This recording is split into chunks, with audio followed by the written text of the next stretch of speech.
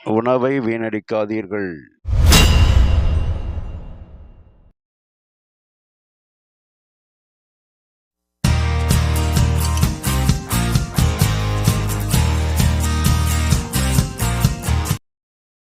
Hi viewers and subscribers. Kerala ஸ்டைலில் ஒரு கறி மீன் பொரிச்சது கொஞ்சம் வித்தியாசமாக செய்கிறோம். அது செய்கிறதுக்கு முன்னாடி நம்ம சேனலை சப்ஸ்கிரைபர் பண்ணிக்கோங்க. பக்கத்தில் இருக்க பெல்லைக்கான ப்ரெஸ் பண்ணிக்கோங்க. இந்த மீன் கறி பார்த்திங்கன்னா அவ்வளோ டேஸ்ட்டாக இருக்கும். இது செய்கிறதுக்கு நல்ல ஃப்ரெஷ்ஷான வாவல் மீன், இந்த மாதிரி வாவல் மீன், அதாவது ஒரு கிலோவுக்கு ஒரு 7 மீன் 8 மீன் இருக்கிற மாதிரி அளவுக்கு உள்ளதாக வாங்குங்க. அதான் அதுக்கு கரெக்டாக இருக்கும். இதில் ஒரே முள், பட்டையாக ஒரே முள் தான் இருக்கும். ரொம்ப முள்ளெல்லாம் சிலம்பலெல்லாம் இருக்காது. இது அவ்வளோ டேஸ்ட்டாக இருக்கும். இந்த மாதிரி மீன் வாங்கிக்கோங்க. அதுக்கு ஒரு தக்காளி, 2 வெங்காயம், ஒரு கொத்து கருவேப்பில்லை. இதை கருவேப்பிலையை உருவி எடுத்து வச்சுருங்க. வெங்காயம் தக்காளியும் வெட்டிக்குங்க. ஒரு தட்டு, ஒரு அகலமான தட்டை எடுத்து வச்சுங்க. அந்த தட்டில் 2 கரண்டி, இந்த மாதிரி கரண்டியால் 2 கரண்டி மல்லித்தூள் எடுத்துக்கிறோம். இதுக்கு 1 கரண்டி அளவுக்கு மிளகாய்த்தூள் எடுத்துக்கிறேன். இது ரொம்ப காரமாக இருக்கும், அதனால் 1 கரண்டி எடுத்துக்கிறேன். காரம் இல்லாத மிளகாய்த்தூளாக இருந்தால் நீங்கள் கொஞ்சம் கூட எடுத்துக்கலாம். இதுக்கு வந்து ஒரு 1/2 டீஸ்பூன் மிளகுத்தூள், 1/2 டீஸ்பூன் ஜீரகத்தூள் 1/2 டீஸ்பூன் சேர்த்துக்குங்க. இப்போ அதுக்கு இது கூட சோம்புத்தூள் ஒரு 1/4 டீஸ்பூன் சோம்புத்தூள் கூட கரம் மசாலா ஒரு 1/4 டீஸ்பூன். இது கூட இஞ்சி பூண்டு பேஸ்ட் ஒரு 1/2 டீஸ்பூன் இது சேர்த்துங்க. இப்போ இதுக்கு கெட்டியான தயிர் சேர்த்துங்க. நல்லா கெட்டியான தயிர், 1 டேபிள் ஸ்பூன் கெட்டி தயிர் சேர்த்துங்க. இதில் நம்ம எலுமிச்சம்பழம் விட போகிறதில்ல, ஏன்னா புளிப்புக்கு நம்ம புளி சேர்க்க போகிறோம். இப்போ இதுக்கு தேவையான உப்பு 1/4 டீஸ்பூன் சேர்த்து இது நல்லா பிசைஞ்சிருங்க. பிசைஞ்சு இப்படியே விழுது மாதிரி இருக்கணும், அதாவது சந்தனம் குழச்சது மாதிரி இருக்கணும். அந்த மாதிரி இதை குழச்சி எடுத்துக்கணும். இதில் நம்ம எலுமிச்சம்பழம் சேர்க்கறதில்ல, அதுக்கு பதில் புளி சேர்க்க போகிறோம். அதனால இதை நல்லா குழச்சி எடுத்துங்க. அப்போ தான் நம்ம இதை வந்து நல்லா பேஸ்ட்டாக அப்ளை பண்ணும்போது நல்லா வந்து அது மேலே நல்லா கோட்டிங் ஆகும், உள்ளே நல்லா சாரும். இதுக்கு ஒரு 1/2 டம்ளர் தண்ணி சேர்த்து, தண்ணியை நல்லா உறிஞ்சிக்கும். இந்த மசாலா தண்ணியை உறிஞ்சிக்கணும்னா 1/2 டம்ளர் தண்ணி சேர்த்து நல்லா விடுதாக இந்த மாதிரி குழச்சி எடுத்து வச்சுருங்க.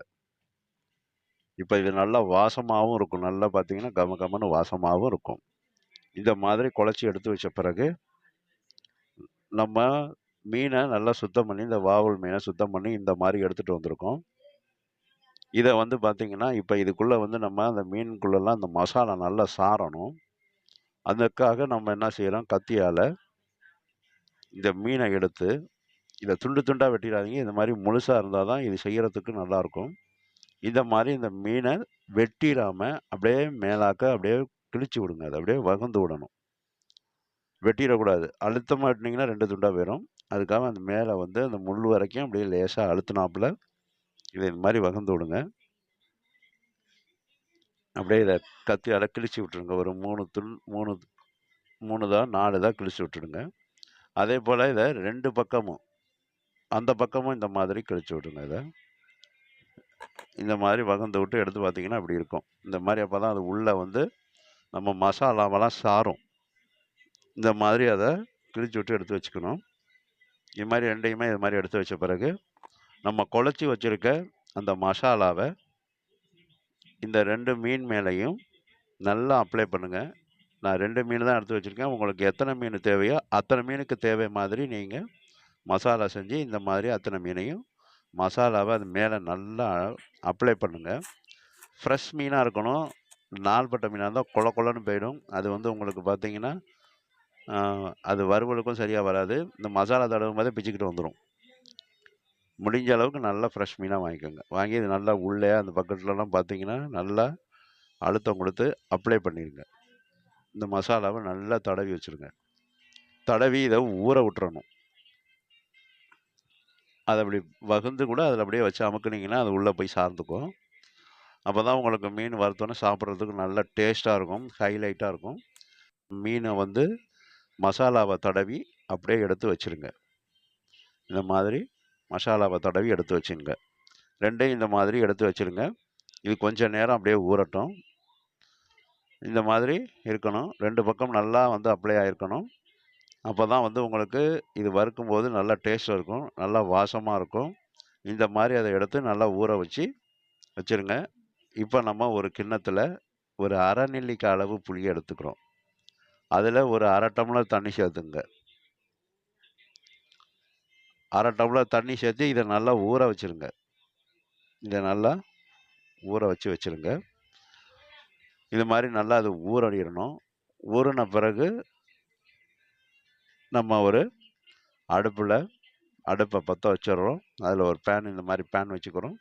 அந்த பேனில் 2 குழிக்கரண்டி எண்ணெய் விட்டுக்குங்க. 2 குழிக்கரண்டி விட்டால் போதும் எண்ணெய். அதாவது உங்களுக்கு 100 ml எண்ணெய் விட்டுக்குங்க. ஏன்னா இது அகலமான கடாயி, அதனால் நான் 100 ml விட்டுருக்கேன். உங்களுக்கு ஒடுக்கமாக இருந்தது, கடாய் ஒடுக்கமாக இருந்தது, இல்லை ஃப்ரை பண்ணுற அந்த பேன் இருக்குது அப்படின்னு சொன்னால் நீங்கள் அந்த கிரில் இருந்ததுன்னா கூட நீங்கள் 50 ml எண்ணெயை விட்டுக்கலாம். இந்த எண்ணெய் நல்லா சூடு வந்தோடனே இந்த மீனை எடுத்து அதில் அப்படியே வச்சு வறுத்துருங்க. இந்த எண்ணெய் அது மேலெலாம் நல்லா தெளித்து விடுங்க. தெளித்து விட்டு இந்த மாதிரி சுற்றி விட்டிங்கன்னா இது நல்லா பார்த்தீங்கன்னா அந்த மீன் நல்லா பொரிஞ்சு நல்லா வெந்து உப்பி வந்துடும். இதில் மசாலா பிரிஞ்சால் கூட இந்த மசாலாவை நம்ம அப்படியே எண்ணெயில் இருக்க மசாலாவை அந்த சூட்டோடு அந்த மீன் மேலே சேர்த்துக்கலாம். இது மாதிரி அதை பிரட்டி விடுங்க. பிரட்டி விடணும், இல்லைன்னா மசாலா ஒட்டிக்கும், அப்படியே கீழே ஒட்டி தீஞ்சு போயிடும். இந்த மாதிரி மசாலாவை நல்லா அதில் பிரட்டி வறுத்துடணும். இந்த எண்ணெயிலேயே அது வந்து நல்லா வறுத்துடணும். திரும்ப எண்ணெயெல்லாம் சேர்க்க வேண்டியதில்லை. இதிலேயே இந்த 2 பீஸையும் வறுத்துக்கலாம். இது நல்லா வறுபட்டு பார்த்தீங்கன்னா உங்களுக்கு நல்லா உப்பி வரும். நல்லா பார்த்தீங்கன்னா நல்லா வறுபட்டோன்னா நல்லா வாசமாகவும் இருக்கும், நல்லா சாஃப்டாகவும் இருக்கும். அப்படியே பிஸ்கட் மாதிரி இருக்கும். ஒரே சைடில் தான் முள் இருக்கும். சாப்பிட்றதுக்கு ரொம்ப எளிமையாக இருக்கும். இந்த மாதிரி நல்லா அதை வறுபடுத்து பிரட்டி போட்டு அந்த எண்ணெயிலேயே நல்லா மேலே தெளிச்செல்லாம் விட்டு நல்லா வறுத்து இதை பக்குவமாக எடுத்துடணும். ரொம்ப நேரம் வறுத்துறாதீங்க, அப்புறம் மீன் உடஞ்சி போயிடும், பிச்சுக்கிட்டு போயிடும். இந்த மாதிரி பிரட்டி விட்டு இப்போ நல்லா உள்ளெல்லாம் அந்த மசாலாலாம் சார்ந்திருக்கும். அது கொஞ்சம் வந்து பார்த்திங்கன்னா அந்த கடாயிலெல்லாம் ஒட்டிக்கிட்டு இருக்கும். அதை நம்ம கடைசியாக நம்ம அந்த மீன் மேலே அந்த சூட்டோடு அதை சேர்த்துக்கலாம். இப்போ எடுத்து நல்லா வறுத்தாச்சு. அப்படியே எடுத்து நீங்கள் பிளேட்டில் எடுத்து வச்சுருங்க. அந்த மீனை, இந்த வறுத்த வாவல் மீனை அப்படி எடுத்து வச்சுருங்க. இப்போ நம்ம அந்த எண்ணெயில் மசாலாவோடு இருக்கும், அந்த எண்ணெய் நல்லா சூடாக இருக்கும். அதை இந்த மீன் மேலே அப்படியே அப்ளை பண்ணிக்கலாம். அதை பண்ணிக்கிட்டிங்கன்னா இன்னும் சீக்கிரம் பார்த்தீங்கன்னா நல்லா டேஸ்ட்டாக இருக்கும். இந்த மாதிரி ஊற்றி வச்சுருங்க. மேலே ஊற்றிட்டிங்கன்னா இதெல்லாம் உள்ளே சார்ந்து போய் உங்களுக்கு இன்னும் ஹைலைட்டாக டேஸ்ட்டாக இருக்கும். நல்லா வறுபட்டு நல்லா வெந்து சூப்பராக இருக்கும். இப்போ மீன் நல்லா வாசமாக இருக்கும். இப்போ அதே பேனை வந்து அடுப்பில் வச்சு 2 டேபிள் ஸ்பூன் எண்ணெய் விட்டுக்குங்க. எண்ணெய் விட்டு எண்ணெய் நல்லா சூடு வந்த பிறகு எண்ணெய் நல்லா சூடு வந்தோடனே கருவேப்பிலையை போட்டுருங்க. கருவேப்பிலையை போட்டு கருவேப்பிலை நல்லா பொரியணும். கருவேப்பிலை நல்லா சலன்னு பொரிஞ்சு வரணும். அந்த கருவேப்பிலை வந்து பார்த்திங்கன்னா கழுவி சுத்தம் பண்ணிவிட்டு போடுங்க. இப்போ நறுக்கின வெங்காயத்தை சேர்த்துங்க. சேர்த்து இதை நல்லா வதக்கி விடுங்க. நல்லா கண்ணாடி பதத்துக்கு மேலே வதங்கி வரணும். அந்த அளவுக்கு இதை நல்லா வதக்கணும். வெங்காயம் இந்த மாதிரி வதங்கின பக்குவம் வந்த பிறகு இந்த மாதிரி நல்லா வதங்கிடணும். இந்த பக்குவம் வந்துடணும். வெங்காயம் இப்படி நல்லா வதங்கி நல்லா வறுபட்டது மாதிரி சுருங்கிடணும். அது அப்போ தான் நம்ம தக்காளி சேர்த்துக்கணும். தக்காளியை சேர்த்து இந்த தக்காளியை நல்லா வதக்கி விடுங்க. நல்லா இதை வதக்கி விட்டுடுங்க. இதில் தனியாக மிளகாய்த்தூள் அந்த மல்லித்தூள்லாம் இதில் சேர்க்கலை. இந்த மாதிரி நல்லா இதை வதக்கின பிறகு நம்ம கிண்ணத்தில் ஊற வச்சுருக்க புளியை கரைச்சி அப்படியே நல்லா பிசைஞ்சு கரைச்சி எடுத்துக்கோங்க. நாரெல்லாம் இல்லாமல் இந்த அரை டம்ளர் தண்ணி சேர்த்துருக்கோம். அந்த தண்ணியோடு சேர்த்து நல்லா கரைச்சிருங்க. இந்த மாதிரி இதை கரைச்சி எடுத்து வச்சுருங்க. கரைச்சி எடுத்து வச்ச பிறகு நம்ம நல்லா வதக்கி வச்சுருக்கோம். அந்த தக்காளி வெங்காயத்தில் கொஞ்சம் உப்பு சேர்த்து வதக்குங்க. இன்னும் குழைய அது வதங்கி போயிடும். நல்லா குழைய வதங்கிடும். தண்ணி விட்டு அந்த உப்பு சேர்த்தோன்னா நல்லா குழைய வதங்கிடும். இந்த மாதிரி அதை நல்லா குழைய வதக்கின பிறகு அதில் ஒரு 1/4 டீஸ்பூன் மஞ்சத்தூள் சேர்த்து அந்த மஞ்சத்தூளோட பச்சை நறுமணம் போகிற அளவுக்கு இதை வதக்கி விட்ருங்க. மேலாக்க இதை வதக்கி விடுங்க. இப்போ இந்த மாதிரி நீங்கள் இதை வதக்கி விட்ட பிறகு நல்லா இதை பச்சை வாசனை போயிடணும். இப்போ நல்லா கொலையாக இருக்கும் பார்த்தீங்கன்னா, நல்லா வெங்காயம் தக்காளியெல்லாம் நல்ல மைய கொலையாக வதங்கியிருக்கும். இப்போ இந்த வதங்கின பிறகு நம்ம மீன் மேலே தடவின மசாலா மிச்சம் இருக்கும். அந்த மசாலாவை இந்த வெங்காயம் தக்காளி வதக்கினதில் சேர்த்துக்கிறோம். இதில் மிளகாய்த்தூள் மல்லித்தூள்னு தனியாக எதுவும் சேர்க்கலை. அந்த குழச்சி வச்சுருக்க அந்த மீன் மசாலாவே அதில் அப்படியே சேர்த்துங்க. அப்படியே சேர்த்து அது மேலே நம்ம இந்த 1/2 டம்ளர் புளி தண்ணியை அது மேலே விட்டுருங்க. புளி தண்ணியை அது மேலே விட்டு இந்த புளி தண்ணியோட பச்சை நறுமணம் போகிற அளவுக்கு நல்லா இதை கொதிக்க விட்டுருங்க, வேக விட்டுருங்க. வேக விட்டு அதுவும் எப்படி இருக்குன்னு கேட்டிங்கன்னா, நல்லா கொலைய சந்தன அளவுக்கு வரணும், பேஸ்ட்டாக வரணும். அந்த அளவுக்கு இதை நல்லா கொலைய நல்லா கொதிக்க விட்டுருங்க. இந்த புளி, அந்த வெங்காயம் தக்காளி அதோட இந்த மசாலாலாம் ஒன்று சேர்ந்து ஒரு ஃப்ளேவராக நல்ல டேஸ்ட்டாக நல்ல டெலிஷியஸாக இருக்கும். இது மீனோடு சேர்த்து நம்ம சாப்பிடும்போது இன்னும் ஹைலைட்டாக இருக்கும். இதுக்கு மீன் மேலே வந்து நம்ம திரும்பவும் இதை அப்ளை பண்ணுறதுக்காக இந்த சாஸ் மாதிரி இதை வந்து நல்லா பார்த்திங்கன்னா கொலைய வதக்கி எடுத்துருக்கோம். இப்போ இதை அப்படியே எடுத்து வச்சுருங்க. இதை ஸ்டவ் ஆஃப் பண்ணி வச்சுருங்க. இப்போ இளமான வாழை இலை, அதாவது முத்தின இலையாக இருந்தால் நீங்கள் வாட்டணும். இளம் வாழை இலையாக இருந்துச்சுன்னா அப்படியே இளம் கலரில் இருக்கும். இந்த மாதிரி இளம் வாழை இலையை எடுத்து வச்சுருங்க. ஒரு பீஸ் அப்படியே ஒரு இலையை 2ஆக வெட்டி எடுத்து வச்சுங்க. அதாவது மீனை வச்சு மடிக்கிற அளவுக்கு. இது மேலே நம்ம அந்த வதக்கி எடுத்து வச்சுருக்க அந்த வெங்காயம் தக்காளி மசாலாவை அப்படியே அது மேலே அப்படியே பரப்பி விடுங்க. அப்படியே தட்டு மாதிரி அப்படியே உங்களுக்கு ரவுண்டாக சின்னதாக எடுத்து வச்சுங்க. அந்த மீன் வைக்கிற அளவுக்கு வச்சுட்டு இந்த மாதிரி அதை தட்டி விட்டுக்குங்க. அதை அப்படியே தட்டி விட்ட பிறகு அப்படியே அந்த மீன் இலையில் இது பண்ணிடணும். இது இளம் வாழை இலையாக இருந்தால் உங்களுக்கு மடிக்கிறதுக்கு நல்லாயிருக்கும், கிளியாது. முத்தின வாழை இலையாக இருந்தால் வாட்டணும். இப்போ இந்த மசாலா மேலே அந்த வறுத்த மீனை எடுத்து வச்சுருங்க. அந்த வறுத்த வாவல் மீனை அப்படியே எடுத்து வச்சுருங்க. மேலே எடுத்து வச்சு இது மேலே இன்னும் கொஞ்சம் அந்த மசாலாவை அப்ளை பண்ணி விடுங்க. மேலே அப்படியே அதை புஷ்னாப்பில் அது மேலே நல்லா தடவி விட்டுடுங்க. இப்போ தடவி விட்ட பிறகு இந்த மாதிரி அதை தடவி விட்டுறணும்.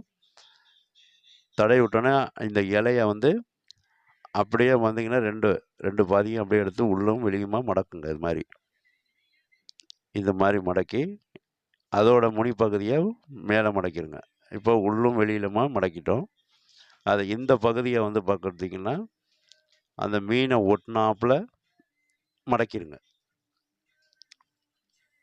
மீனை ஒட்டினாப்பில் வச்சு இந்த கையால் அழுத்திக்கிட்டு மடக்குங்க. இது இலை கிளியாது. இது இளம் வாழை இலையாக இருக்கணும், முத்தின இலையாக இருக்கக்கூடாது.